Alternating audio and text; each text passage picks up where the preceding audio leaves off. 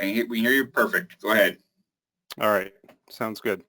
Good morning, everybody. My name is Jordan Thies. I'm a meteorologist with the National Weather Service in Hastings, Nebraska, and I'll be talking about the role of that mesoanalysis played on some of our messaging for a wind event that we had this past July. I'll be going over some of the pre-event expectations that we had, the afternoon and evening mesoanalysis that changed those expectations, then go over the translating that mesoanalysis to effective messaging. We were part of the Watch Warning Gap Testbed this past summer, and this was an event that played well into that testbed. Then we'll go over some of the event details and the impacts that we did have.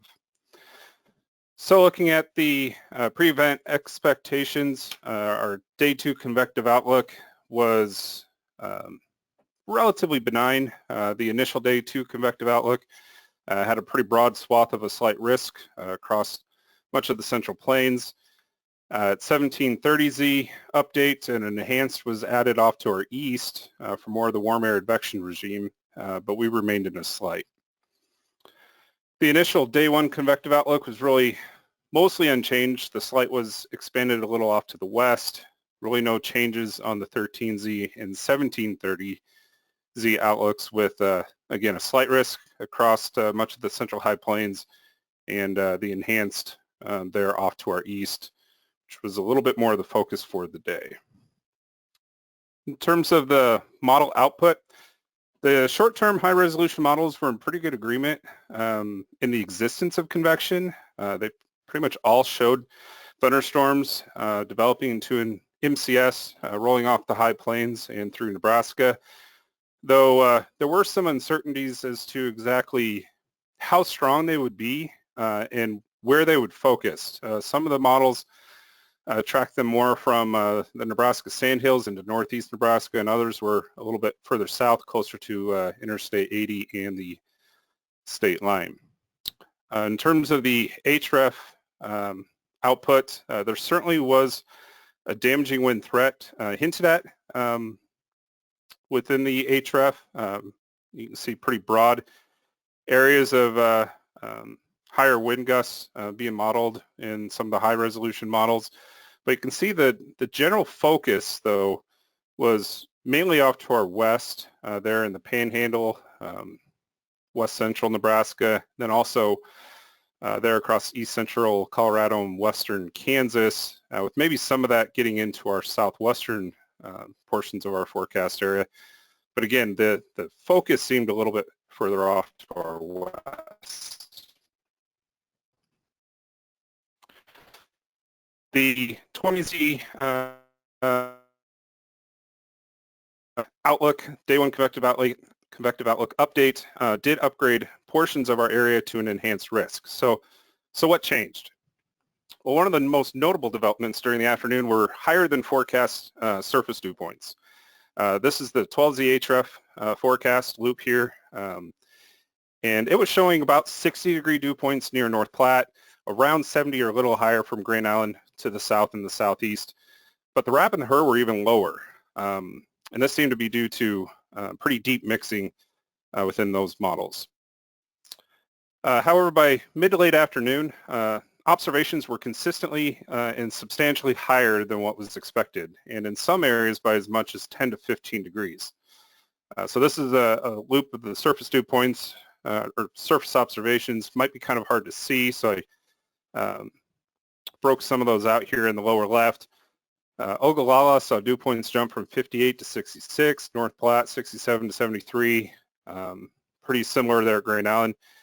And Aurora saw a jump dew points from 73 to 79. So again, surface dew points in the area were running quite a bit higher than they were anticipated to be during the late afternoon and evening hours. Well, why was this? Most likely this is due to strong evapotranspiration from maturing corn. And I'm not talking about this kind going on there in Lincoln, but this kind. And it's not something that is necessarily uncommon in our area. It's especially common in eastern Nebraska and Iowa, where widespread corn is pretty abundant. Our area tends to be a bit of a transition zone. We got a lot of irrigated crops in central and eastern parts of our forecast area, but you shift further west, it drops off fairly quickly into more of a dry land or pasture grassland type environment.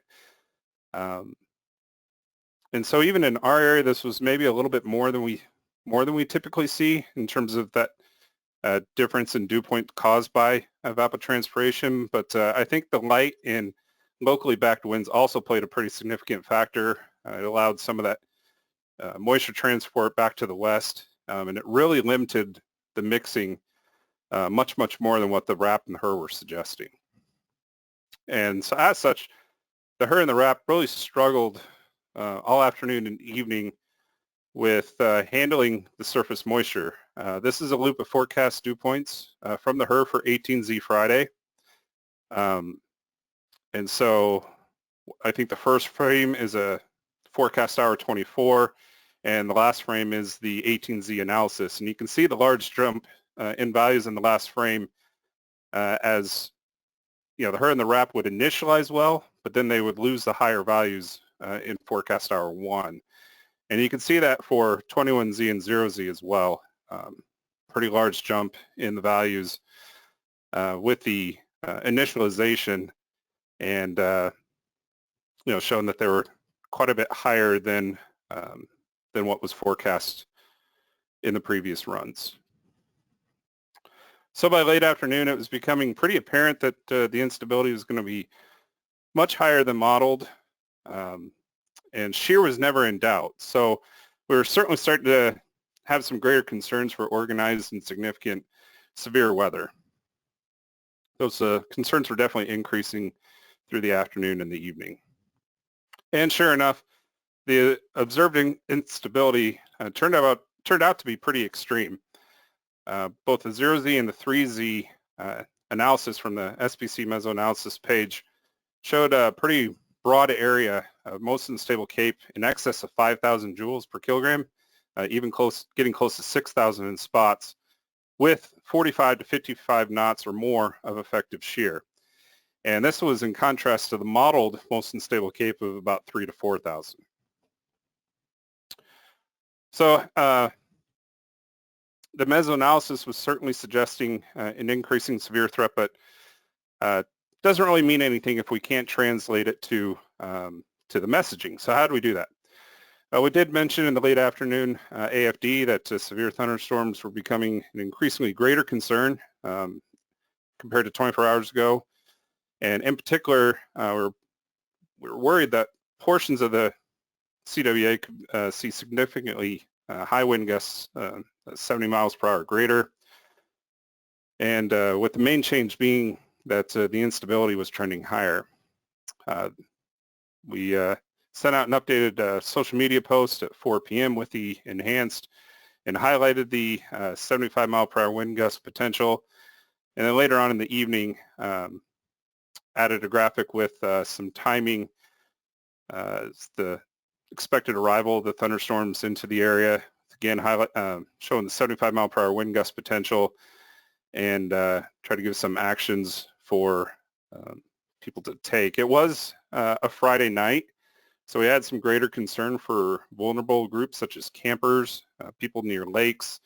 So we definitely wanted to emphasize some of this within the action section. People that are outdoors, know where you could seek shelter and have multiple ways to get warnings. Another method that we used that was new to us and encouraged through the Watch Warning Gap Testbed was a bit of an impromptu Google Meet. And we did that about, I think it was 7:30 p.m. I'm guessing a little bit on the exact time, but it was announced within NWS chat, and a link was provided. And it had a pretty good turnout, considering it was a Friday evening, and it was very well received. Our partners really like this kind of engagement. Then, of course, we used NWS chat, sent out a chat a little bit after that enhanced risk was sent, highlighting the increased high-end wind potential, and gave some timing there for the arrival.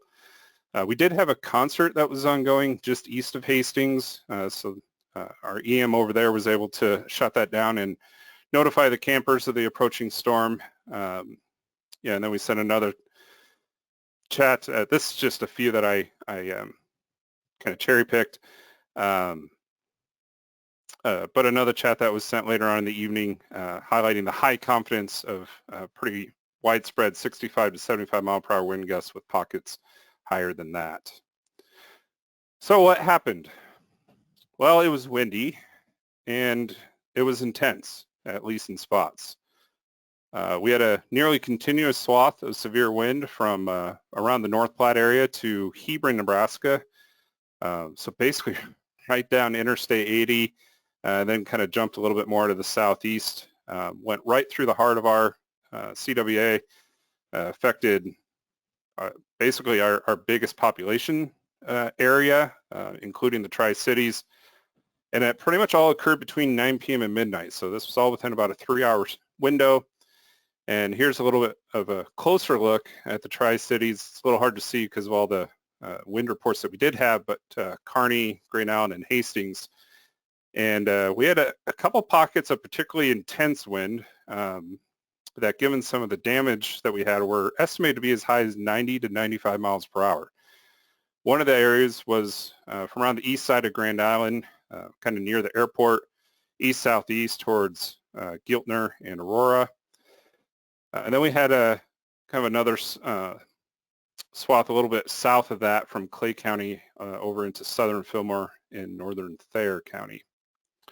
But within this pink circled area, that's where we had some of our greatest damage. We had snapped power poles, including a swath of damaged high voltage lines near Aurora. Quite a bit of grain bin damage in this area as well. Overturned pivots, probably no less than a dozen of those. Flattened corn in spots, damaged and destroyed outbuildings, roof, siding, fencing damage to homes, and several overturned semi-truck and trailers, some that did result in non-life-threatening injuries. This is by no means, as bad as the Iowa derecho, but this is certainly a pretty significant severe wind event for our area, and one of the more widespread and significant, at least in recent memory. Resulted in a disaster declaration for 14 counties in Nebraska, and the preliminary FEMA damage estimate was $30 million. So in summary, thunderstorms were in the forecast, but there were uncertainties as to how strong they would be and where the strongest storms would be. Bottom line is the effective mesoanalysis did give us the confidence to adjust and increase our messaging through the afternoon and the evening hours, and that was largely due to the higher dew points and higher instability that was expected not only here, but off to the west. It gave us greater confidence that the thunderstorms that were going to develop along the high plains would be able to hold together and in fact intensify as they hit that higher instability in our area. And we accomplished the messaging through increased wording within our social media posts, NWS chat. And again, something that was relatively new to us, a short, quick Google Meet with our core partners that again was very well received, and something that I could see us doing quite a bit more in the future. I think it's a great way to add value to some of our products. So with that, I will leave it with any questions. Thank you, Jordan. We do have time for a couple of questions. If anyone has something, just go ahead and unmute yourself. I'm going to hit the unmute all just to make sure nobody's still muted by me. So go ahead and unmute yourself and ask away.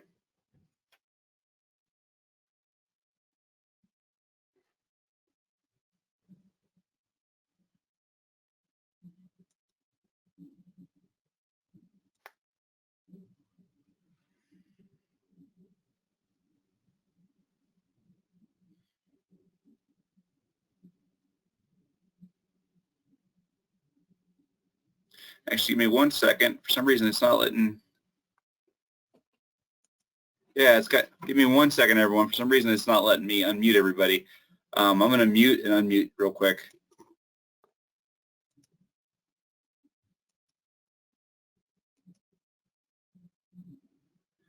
All right, I'm going to go through here and just do it manually real quick.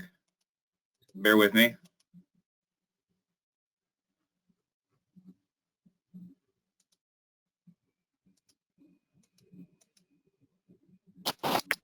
Hi, this is a question from Tom Dolan, California. Go ahead.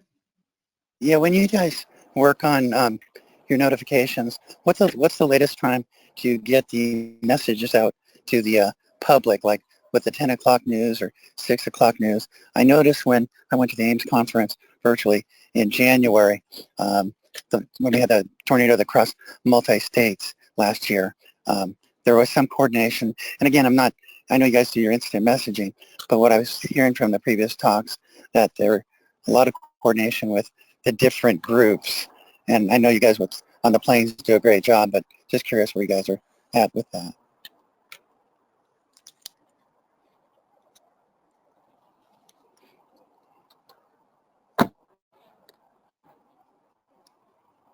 You mean like how we go about getting messages out, like what platforms and stuff we use?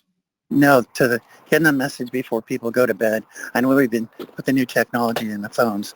A lot of messaging I've been seeing is people are not getting out of the way, or they've got the poor construction, all that kind of stuff.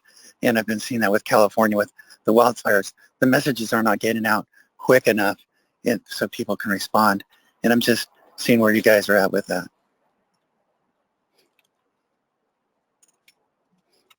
That's a good question. Sorry, Jordan, for some reason you got muted again. Yeah, it's something, obviously, waking people at those kind of off hours, getting the information to them is the challenge. I know the watch warning testbed thing that Jordan was speaking of and Goodwin was part of, didn't really focus on that. It was more of just what kind of messaging to get out. I imagine the future with what you're saying is probably going to be more the EAS kind of alerts, or the wireless alerts and stuff like that. Correct. Because that's what I've seen with the long stream tornadoes that hit the south. It was moving 60 miles an hour, and all the radar work I did with it, it was just moving so quick and so wide. They didn't have time to multi-message to the public. I know you guys internal have a great job, but it's the messaging to the public. I just had the wildfire up the Fawn Fire, and the fire service would use the property of friends as their staging point. But, it's not just, tornadoes. It's just events in general. And I find you guys do a great job. I was just curious where you guys are sitting with it all. Yeah, that's certainly been an emphasis, recently within the last couple of years, to try and get more notice out to the public in various ways, social media, in that gap between when the initial watch is issued and when subsequent warnings are issued. And that was really kind of the goal of this test bed, is to see, what kind of messaging could be done, some updated templates. That's also one of the reasons why we held that Google Meet with some of our core partners, including emergency managers. And I think that was a big reason why that EM east of Hastings had the confidence to, shut that concert down more or less, and warn the people that were camping there. It's because they were able to have that communication with us in that time leading up to the warnings. Outstanding. Thank you.